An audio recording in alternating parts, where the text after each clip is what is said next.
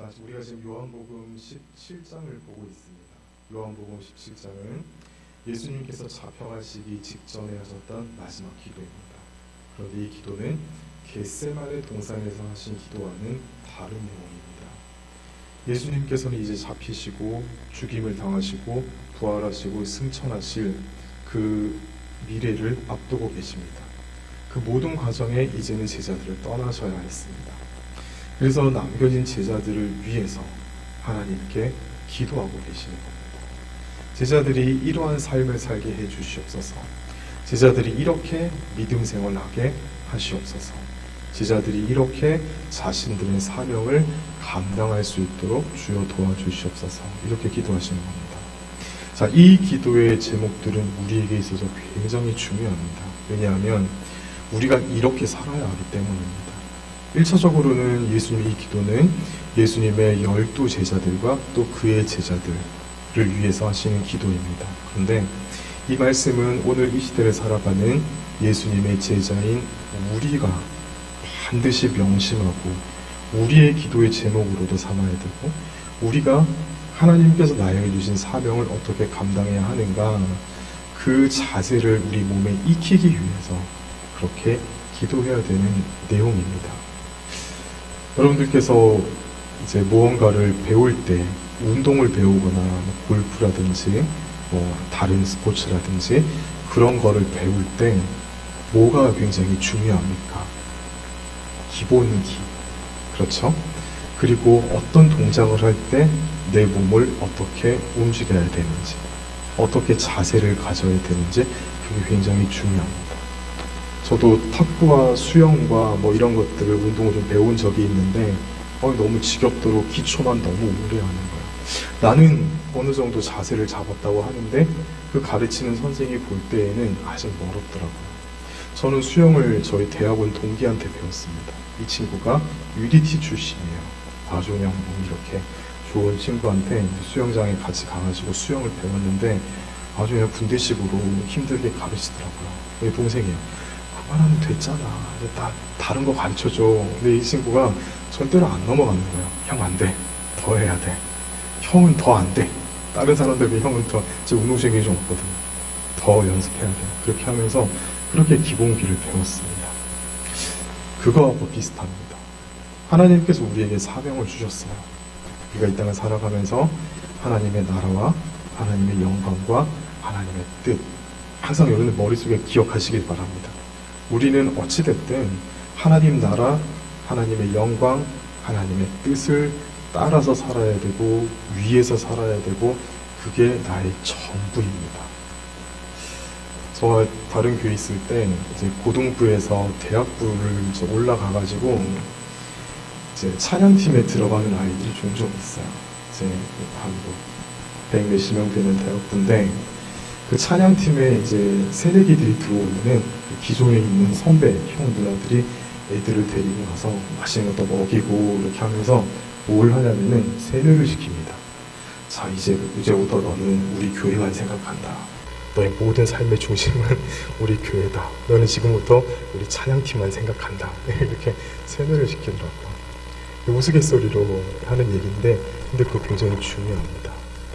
내가 무엇을 중심으로 살아가는가, 내가 어디에 내 인생의 무게에 추를 두고 닻을 내리고 살아가는가, 그건 굉장히 중요하거든요. 그래서 그 친구들은 주말만 되면은 교회 와서 삽니다. 연습하고 기도하고 양육하고, 다른 거 안 해요. 놀러 안 가요. 이 젊은 애들 찾아다니는 거 그런 거 안 가요. 주말을 온통 교회에 쏟습니다. 근데 그게요, 그 세대만 그런 게 아니라 옛날부터 엄마 아빠, 그 교회 엄마 아빠들이 그랬고 선배들이 그래왔습니다. 그 믿음의 전통을 남기는 거예요. 우리 교회도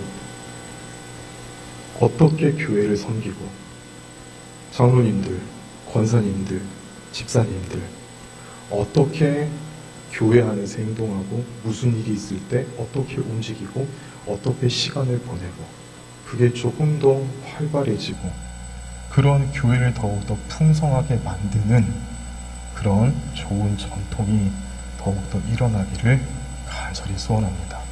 제가 볼 때는 좀 다들 쉬고 계세요. 그러면 안 돼요. 만드셔야 돼요. 일어나셔야 돼요. 하셔야 돼요. 그래야지 우리 다음 세대가 그거를 보고 배웁니다. 그거를 보고 배울 다음 세대가 많이 없다고요? 천만에요. 우리가 그거를 하기 시작하면은 하나님께서 그 자리에 다음 세대를 채워주십니다. 기도하고 일하면 하나님께서 그 자리에 채워주십니다. 하나님께서 일하시는 방법은 사람과 조금 달라요. 사람은요, 일단 사람을 모아놓고 시작을 하잖아요. 그건 사람의 방법입니다. 그래서 사람도 없는데 뭘 해, 어떻게 해. 천만에요. 먼저 시작하십시오. 제사장들이 언약궤를 메고 요단강 앞에서 어떻게 했습니까? 갈라지고 난 다음에 들어갔습니까? 아니요. 그들이 발을 먼저 담갔습니다. 믿음으로 담갔어요. 하나님께서는 때로 그렇게 일을 하십니다.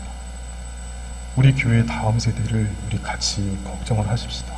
10년, 20년 후에 이 자리에 누가 앉아있을 것인가? 20년, 30년 후에 여러분들 죄송합니다. 안 계실 가능성이 조금 높잖아요. 그럼 어떻게 할 거예요? 이 자리는 어떻게 채우겠어요? 그 우리의 숙제예요. 기도하셔야 돼요. 그리고 다음 세대에게 무언가 남길 그런 구체적인 유산을 남겨주셔야 돼요. 그렇게 일하는 교회 가운데 하나님께서 다음 세대를 채워주십니다. 근데 사실은 한국교회의 공통적인 현상이에요. 우리 교회뿐만 아니라 우리 교회는 좀 지역적인 특징이 있기 때문에 조금 더 어려울 수 있습니다. 근데 하나님께서 하시고자 하시면 하나님의 은혜 한 방울이 딱 떨어지면은 우리는 시골에 있고 이 지역 자체에 젊은 사람이 없고 어떻게 이 교회 젊은 사람을 채우나. 천만에요. 하나님의 은혜 한 방울이 떨어지면 이 자리 차고 넘칠 줄 믿습니다. 사람들은 안 된다, 전도 안 된다, 부흥 힘들다라고 하지만 그러나 전도가 되고 열매가 맺고 부흥이 되는 것은 하나님께서 우리 한국교회를 바라보시면서 너무너무 애타게 갈망하시는 그 일입니다. 우리가 그 하나님의 소원을 가슴에 품고 부흥하기 위해서 어쨌든 교회 미래를 살리기 위해서 발버둥치면 하나님께서 왜 우리에게 그 응답을 안 해주시겠습니까? 믿음을 가지고 해야 됩니다. 하나님, 그 나머지는 하나님께 달려있어요. 그런데 그것이 우리의 욕심이 아니라 하나님께서 기뻐하시는 뜻이라면 하나님께서 반드시 응답하실 줄 믿습니다. 우리가 바라는 것보다, 우리가 원하는 것보다 하나님께서는 더 크게, 더 풍성하게, 더 완벽하게 응답하실 줄 믿습니다. 얘기가 빗나갔어요. 자, 그래서 우리는 그렇게 살아야 됩니다. 지금 예수님께서 말씀하시는 이 기도의 내용을 우리가 살아가는 삶의 원칙으로, 하나님의 일을 감당하는 원칙으로 삼아야 합니다. 오늘은 크게 두 가지를 얘기하고 있어요. 14, 15, 16절이 하나의 세트고요. 그리고 16, 17, 18, 19절이 하나의 세트입니다. 마치 샌드위치죠. 빵과 빵 사이에 맛있는 그게 들어가 있는 것처럼. 왜 그런지 제가 한번 설명해 드리겠습니다. 여러분 눈으로 성경을 한번 보시길 바랍니다. 14절에 보면요 이런 말씀이 있어요. 내가 세상에 속하지 아니한 같이. 중간쯤에 그런 말이 있습니다. 찾으셨죠? 16절에 보시면은 문도에 내가 세상에 속하지 아니한 같이. 똑같은 말이 반복이 되어 있습니다. 자, 예수님께서는 이 땅에 오셔서 성육신하셔서 이 땅에 사셨습니다. 인간의 몸을 입으시고 이 땅에서 살아가셨어요. 그런데 예수님께서는 죄가 없으셨습니다. 그래서 십자가에 달려 우리의 구세주가 되실 수가 있었습니다. 생각해 보십시다. 하나님께서는 왜 우리로 하여금 이 세상에 살아가게 하셨을까요? 아예 근원으로 올라가서 이 얘기 한 번 더 하겠습니다. 하나님께서는 왜 아담과 하와를 그 좋은 에덴 동산을 만들어 놓고 개장하자마자 그들을 내쫓으시고 에덴 동산을 폐쇄하셨을까요? 얼마나 좋습니까? 마음껏 뛰놀고 수고하고 일하지 않아도 동산에는 먹을 것들이 다 널려있고 아무것도 가리는 것 없이 얼마나 행복하게 살 수 있습니까? 하나님 이상하시죠? 그렇게 좋은 에덴 동산을 만들어 놓고 왜 창세기에 그 에덴 동산이 등장하자마자 하나님의 손을 거기에 확 닫으셨습니까? 그리고 인간은 그 다음에 어디서 어떻게 살았습니까? 에덴 동산에서 아담과 하와가 쫓겨난 다음에 제일 먼저 일어났던 사건이 뭐였습니까? 형제가 서로 죽이는 거예요. 왜 그 죄악의 굴레 가운데 하나님께서 인간을 두셨으며 그 이후부터 예수님께서 오시기 전까지, 예수님께서 오신 다음에도, 그리고 지금까지 그때만큼이나 지금도 우리 주변에 조금이라도 눈을 돌리면 죄악이 넘쳐나고 있습니다. 근데 하나님께서는 왜 우리를 여기에 살게 하셨을까요? 하나님 우리를 사랑하신다면서 그러면은 좋은 환경에 살게 하셔야죠. 근데 하나님께서 왜 우리를 여기다가 던져놓으셨습니까? 왜 우리가 죄에 넘어지고 정말 하나님을 깊이 만나려 하면 할수록 내 죄악의 그 깊은 뿌리를 자꾸 먼저 보게 되고 그거를 보면서 하나님 앞에 가슴을 치면서 왜 엎드려 기도하게, 왜 그런 힘든 시간을 지나게 하십니까? 그 답이 15절에 있습니다. 하나님께서는요, 우리를 따로 독립과 분리가 아니라 그 모든 환경 속에서 우리를 구별해 놓으십니다. 거기에서 하나님의 이름이 드러나고 하나님의 영광이 드러납니다. 예수님께서 이렇게 말씀하십니다. 하나님께서 나를 이 땅에 보내셨는데 내가 이 땅에 속하지 아니함 같이 예수님께서는 이 땅에 섞이지 아니하셨어요. 사람들의 철학과 사람들의 문화와 사람들의 정신과 시대의 정신과 사람들의 유행과 사람들의 그것에 예수님께서는 전혀 흔들리지 아니하시고 예수님께서 어떻게 사셨습니까? 오직 하나님께 집중이 되어서 하나님의 말씀 열심히 배우고 예수님이니까 당연히 하나님의 말씀을 어려서부터 공부하지 않아도 다 통달해서 예수님 12살 때 예루살렘에서 부모님 잃어버렸을 때 부모님과 떨어진 사흘 동안 예루살렘의 회당에서 성경을 가르치는 선생님들과 논쟁을 어떻게 벌였겠습니까? 예수님이니까 당연한 거 아니야. 그렇게 생각하시는가요? 천만에요.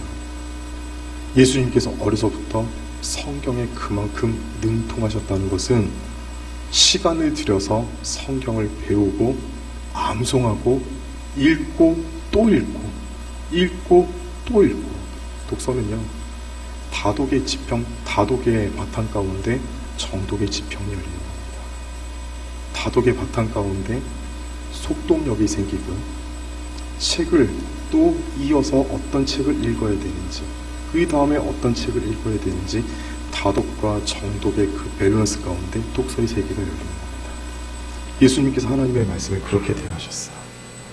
그래서 12살은요 초등학교 5학년 6학년이에요. 가끔씩 머리가 좀 똘똘해가지고 성경을 많이 기억하는 애들이 있어요. 근데 그것만으로는 논쟁이 되지 않습니다. 논쟁은요 정보와 정보가 합쳐서 지식이 돼야 돼요. 군에서 정보를 인포메이션이라고 하지 않고 인텔리전스라고 합니다. 인포메이션과 인포메이션이 만나서 인텔리전스를 생성하는 거예요. 사건의 심각성, 그리고 정보의 정확성, 그리고 시간의 정확성에 따라 이 세 가지 기준에 따라서 인포메이션이 인텔리전스가 됩니다. 그래서 미국의 CIA를 보면은요 Central Information이 아니라 Intelligence Agency입니다. 우리나라 정보도 마찬가지, 우리나라 정보 체계도 마찬가지예요. 이 인텔리전스는 여러 정확한 정보 아래 그것이 융합이 되어서 만들어지는 게 인텔리전스입니다. 예수님께서 이걸로 논쟁을 하셨어요. 왜입니까? 집중을 하셨기 때문입니다. 집중은 무슨 능력을 만들어냅니까? 다른 곳으로 눈을 돌리지 않습니다. 예수님께서 제자들을 남겨놓으시면서 하나님한테 이렇게 말씀하세요. 내가 이 세상에 있으면서 세상에 섞이지 아니었던 것처럼, 즉 악에 빠지지 않았던 것처럼 그들도 이 세상에 존재하지만 악에 빠지지 않게 하소서. 이게 하나님의 방법입니다. 하나님께서 왜 우리를 이 죄 많은 세상 가운데 살게 내버려 두셨을까요? 우리가 악에 빠지지 않으면서 그렇게 거룩하게 살아가면서 우리를 통해서 하나님의 이름이 드러나기를 원하시는 겁니다. 다니엘이 불 가운데 던져지고 사자굴 가운데 던져졌습니다. 다니엘이 어떤 상황 가운데 살았습니까? 너 잘 들어. 한 번만 더 하나님의 이름으로 기도하고 왕을 신으로 인정하지 않으면, 너 지금까지 해오는 것처럼 계속해서 하나님 섬기면은 너 이렇게 될 줄 알아. 단순한 공갈 협박이 아니에요. 공문이 뜬 거예요. 종이로 딱 보여주면서 아니면은 죽임을 당할 것이다. 벌금형이나 뭐 징역이 아니라 죽임을 당할 것이다. 다니엘이 어땠습니까? 세상과 섞였습니까? 마치 우리 일제시대 때 한국교회 대도시의 목사들이 그랬던 것처럼 지금은 일단 엎드리자. 지금 중요한 것은 생존이야. 이렇게라도 살아남아야지. 그 다음에 교회가 다시 일어날 수 있지 않겠다. 일제의 총칼에 굴복해서 신사참배를 했던 것처럼 다니엘이 그렇게 살았습니까? 그리 아니하실지라도 나는 왕의 명령을 지킬 수가 없습니다. 무슨 말이겠습니까? 우리 안희숙 여사님의 고백처럼 죽으면 죽으리라. 그 일사각오로 자신의 믿음을 지켰던 겁니다. 섞이지 않았습니다. 다니엘은 더욱더 집중했습니다. 우리가 이 영성으로 이 시대를 살아갈 줄 믿습니다. 그럴 때 다니엘에게 무슨 일이 일어났습니까? 사자굴에 던져졌는데 하나님께서 사자들의 입을 딱 다물게 하셨어요. 불구덩이에 던져졌는데 옷자락 하나 타지 않았어요. 심지어 거기에 주님이 함께 계셨습니다. 그거를 세상 가운데 보여줬어요. 한국교회가 힘이 많이 빠졌다고 합니다. 그런데 이럴 때일수록 하나님 앞에 잘 철저하게 구별된 성도들은 세상 가운데 하나님을 보여줄 수 있습니다. 그런 사람이 지금 필요한 시대예요. 우리 모두가 그렇게 나를 통해서 하나님을 보여줄 수 있는 그런 삶을 살아가는 그런 복된 주의 제자들이 되시기를 진심으로 축복합니다. 그러기 위해서는요, 세상과 섞이면 안 돼요. 세상 사람들이 말하는 거 내 입에 담으면 안 돼요. 세상 사람들이 생각하는 방식을 내 머릿속에 집어넣으면 안 돼요. 대한민국은 지금 투기와 투자에 미쳐 있습니다. 그렇게 살아가는 거 아니에요. 적금을 넣어야 되고 주식을 사야 되고 내 미래를 준비하기 위해서 땅과 건물을 사야 됩니다. 혹시 여러분 이런 생각 안 해보셨습니까? 나 하나님한테 적금 들란다. 딱 절기 하나를 정해놓고 그 절기 때 하나님 앞에 최선의 제물을 드리기 위해서 여러분 적금 넣어보신 적이 있으십니까? 헌금하기 위해서 적금해 보신 적이 있으십니까? 부끄러운 줄 아십시오. 한 번은 해야 돼요. 금액이 많고 적은 게 중요한 게 아니에요. 내 목돈 마련하기 위해서 적금은 드는데 하나님 앞에 바치기 위해서 내 사랑하는 하나님께 최선을 다해서 헌금 드리기 위해서 적금 한 번 안 들어본다면 나중에 하나님 앞에 어떻게 부끄러워서 서겠습니까? 제가 좀 말을 좀 세게 했죠. 한 번은 해보십시오. 내 하나님께 최선을 다해서 헌금이 뭔가요? 내 지금 쓰는 게 모든 게 다 하나님의 것입니다. 하나님께서 다 나에게 주신 겁니다를 믿음으로 고백하는 겁니다. 근데 하나님의 그걸 우리에게 다 바치라고 하지 않으세요. 그 중에 일부를 구별해서 하나님 앞에 드리라고 합니다. 그것으로 하나님께서 모든 것으로 생각하시겠다는 겁니다. 이게 아깝습니다. 온전한 11조를 드려 내 창고에 곡식이 있게 하라. 하나님의 부탁이자 하나님의 명령입니다. 그리하면 너희 창고에 내가 복을 쌓을 곳이 없도록 내가 안 채워주나 두고 가라.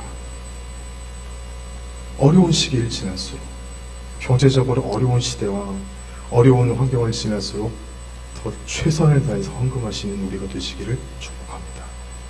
거기에 하나님의 역사가 있습니다. 그렇게 살아가는 거예요. 세상은 돈을 그렇게 다루지만 나는 돈을 완전히 색다르게 하나님의 관점에서 다루는 겁니다. 자, 이번 주 은행 찾아가셔서 한 달에 3만 원, 5만 원도 괜찮아요. 그거 1년 채워서 나 하나님한테 헌금해야지 한번 해보십시오. 하나님께서 얼마나 기뻐하시겠습니까? 그 여러분들의 마음을 하나님께서 왜 안 받아주시겠습니까? 사람이요, 돈을 어떻게 쓰는지 가만히 보면 그 사람의 인생관을 알 수 있고 영성을 알 수 있어요. 우리가 주님께 집중하기 위해서 뭘 해야 된다 다 얘기할 수 있는데, 제가 정말 죄송한데 재정을 좀 얘기를 좀 했습니다. 하나님 앞에 얼마나 즐겨드리시기를 여러분 힘쓰고 계십니까? 사실 이 자리에서 이 얘기를 하는 저조차도 그러지 못할 때가 있어서 참 죄송스러운 마음으로 이 얘기를 합니다. 그러나 그럼에도 불구하고 저와 같이 한번 시작해 보십시다. 하나님 앞에 열심히 드리기를 힘써 보십시다. 그게 구별되는 거예요. 악에서 빠지지 않는 굉장히 좋은 한 기둥을 세우는 겁니다. 자, 그렇게 살아가시는, 세상과 달리 살아가시는 우리 모두가 되시기를 진심으로 축복합니다. 그게 거룩하게 살아가는 겁니다. 자, 두 번째로요, 17절부터 19절입니다. 자, 17절 보면요, 진리로 거룩하게 하옵소서, 그렇게 기도하셨고, 또 19절에 보면요, 그들을 위하여 내가 나를 거룩하게 하오니 진리로 거룩함을 얻게 하려 합니다.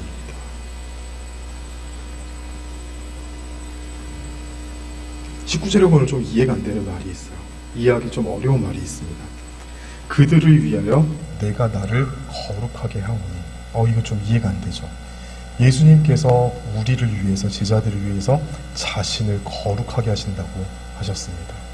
아니, 예수님께서 지금보다도 더 어떻게 거룩하게 자신을 하신다는 말씀인가 라고 생각할 수 있는데, 죄송합니다마는 여기에 쓰여진 헬라어 단어가 하기오스, 하기오마이, 하기조, 이 단어가 쓰였습니다. 거룩하다, 거룩하게 하다, 그 말입니다. 자, 이 단어는 구약의 배경에서 이해를 한다면 예수님께서 지금 무슨 말을 하는지 명확하게 알 수가 있어요. 구약의 레위기를 한번 생각해 보십시다. 레위기에서 무엇이 우리를 거룩하게 합니까? 옛날에는 예배를 어떻게 드렸나요? 피 흘림, 죽음이었어요. 짐승을 우리를 대신해서 죽였어요. 피를 빼고 내장을 빼내고 기름기를 지내고 각을 떠서 하나님 앞에 태워드렸습니다. 하나님께서 그 향기를 맡으시고 우리의 죄를 용서해 주셨습니다. 그때 하기조, 하기오마이라는 단어를 썼습니다. 누군가 나를 대해서 죽음을 당함으로 말미암아 내가 거룩해지는 겁니다. 자, 예수님께서 자신을 향해서 내가 나를 거룩하게 하오니, 무슨 말입니까? 내가 십자가를 지겠으니 그들을 거룩하게 하여 주시옵소서. 자, 아버지께서 18절입니다. 아버지께서 나를 세상에 보낸 것 같이 나도 그들을 세상에 보내었고, 하나님께서 우리를 이 세상에 보내신 이유는 앞서 구별이라고 말씀을 드렸죠. 오늘의 주제는 딱 하나입니다. 구별을 다른 말로 하면 뭘까요? 거룩입니다. 성별입니다.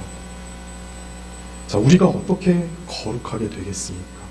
열심히 노력하고, 제자 훈련 받고, 기도에 열심히 참석하고, 그 음식도 하고, 새벽기도 열심히 나오고, 금요 철야 절대로 안 빠지고,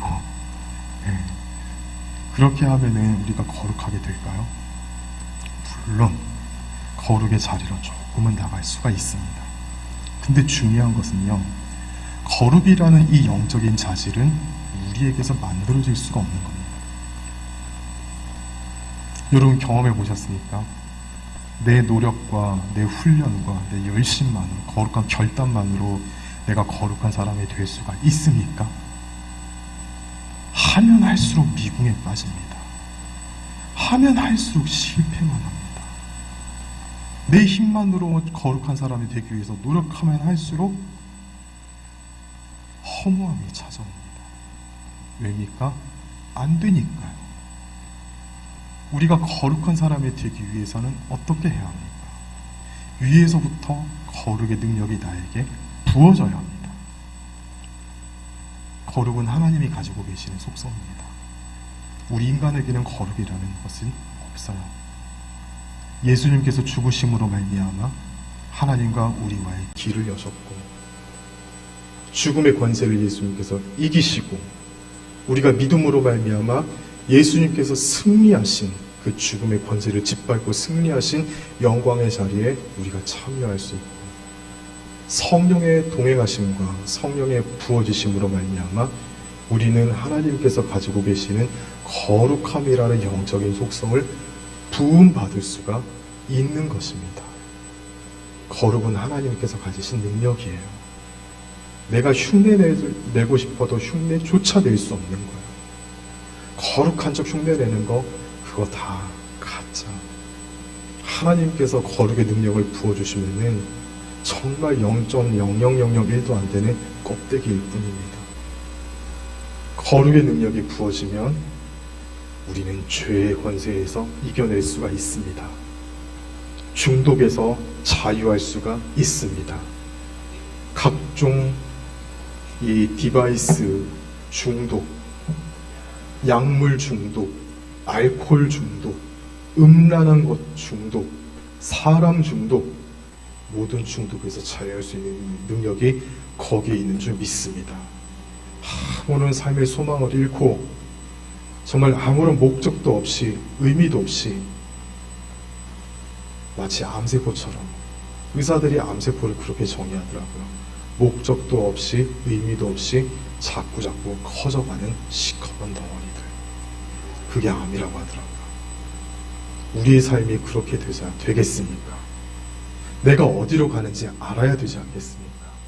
내가 왜 가는지 알아야 되지 않겠습니까? 그 답이 어디에 있습니까? 거룩함의 힘에 있습니다.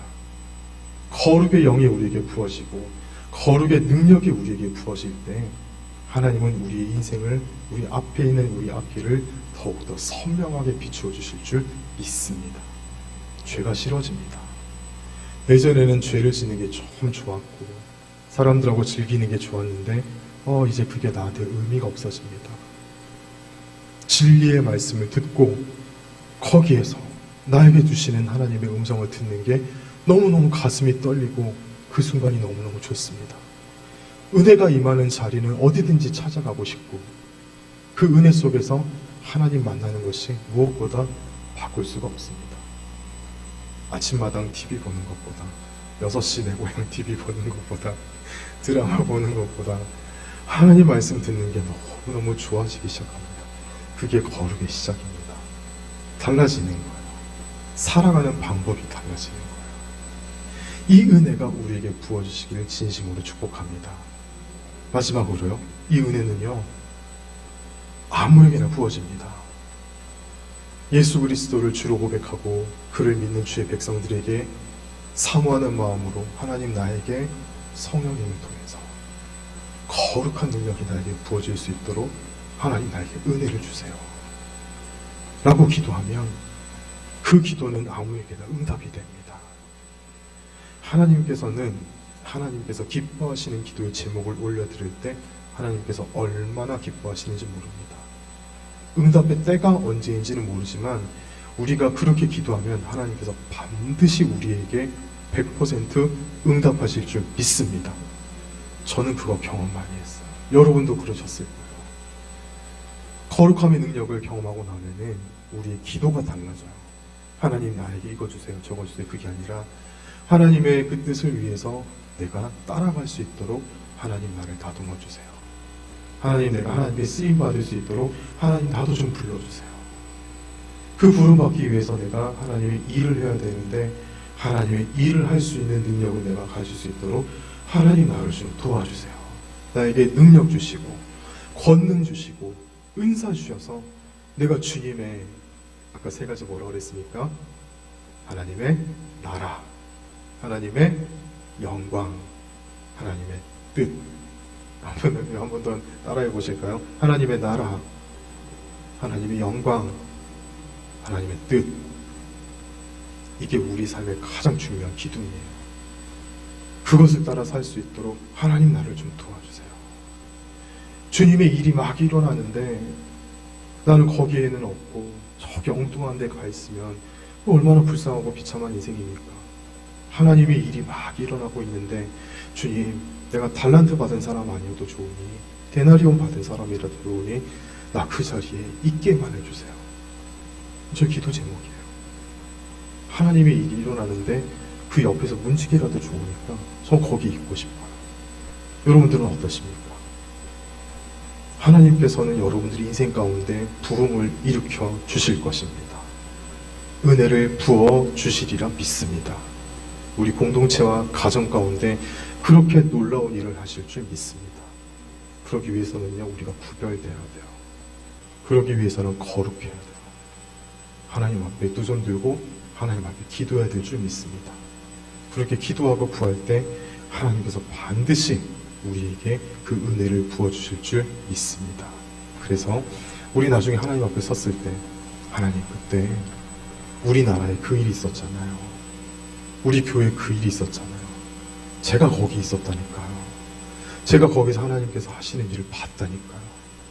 하나님 인정하실 줄은 모르겠는데 제가 그 일에 조금 쓰임 받았다니까요. 하나님 그때 얼마나 좋았는지 몰라요. 그 얘기 하나님 앞에 해야 되지 않겠습니까? 아무것도 하나님 앞에 내 삶의 스토리를 들고 갈 게 없어가지고 좋았는데요. 좀 들어가겠습니다. 그러면 안 되잖아요. 하나님 앞에 우리가 기쁨으로 하나님 얼굴 바라보면서 서야 되잖아요. 그렇게 준비가 되신 우리가 되시길 축복합니다. 그러기 위해서는 거룩하게 살아야 돼요. 거룩의 영이 우리에게 부어져야 돼요. 그러기 위해서는 하나님 앞에 기도해야 돼요. 하나님께 무엇을 기도해야 되느냐? 그렇게 쓰임받는 인생 될 수 있도록 주여 나를 불쌍히 여기시고 도우소서라고 기도하셔야 돼요. 이 은혜가 이 자리에 앉아있는 우리 모두와 우리의 가정과 우리의 교회 가운데 풍성하게 부어주시기를 진심으로 축복합니다. 사람들이 그래요. 한국교회는 침몰하고 있는 타이타닉이다. 그 속에서 작은 개별들의 방 속에서 아무리 부흥을 한다고 해도 어차피 한국은 침몰하고 있다. 얼마 전에 그 얘기 들었어요. 근데 저는 그 얘기 들으면서 콧방귀 꼈어요. 천만에. 그 방 가운데 부흥들이 일어나기 시작하면 그 능력은 침몰하는 그 타이타닉을 능히 들어 올릴 수 있다. 저는 그렇게 생각했어요. 우리 교회가 그 일에 쓰임받는 교회가 될 수 있기를 진심으로 축복합니다. 한국교회가 힘을 잃어가고 있다고요? 정말요. 다시 일어날 때입니다. 이제 일어날 것만 남았습니다. 다시 일어날 것만 남았습니다.